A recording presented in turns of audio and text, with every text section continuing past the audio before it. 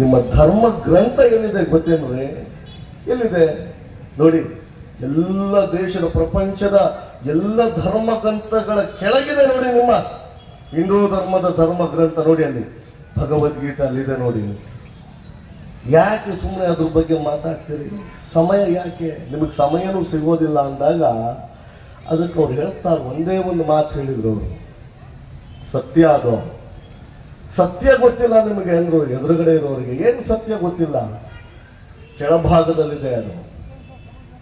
ಭಗವದ್ಗೀತೆ ಕೆಳಭಾಗದಲ್ಲಿತ್ತು. ಯಾಕೆ ಕೆಳಗಿದೆ?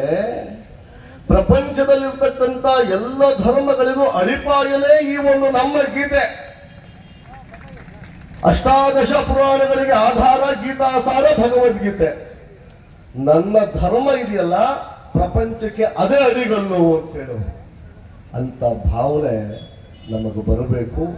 ಅದು ಹಿಂದೂ ಸಂಗಮ ಅಂತ ಹೇಳಿದ್ರೆ, ಹಿಂದುತ್ವ ಅಂತ ಹೇಳಿದ್ರೆ ಭಾರತ ಮಾತೆ ನನ್ನ ಉಸಿರು ಅಂತಕ್ಕಂತಹ ಮಹಾನ್ ಯೋಗಿಗಳು ಹುಟ್ಟಿರ್ತಕ್ಕಂತಹ ನಾಡುಗಳಿದೆ.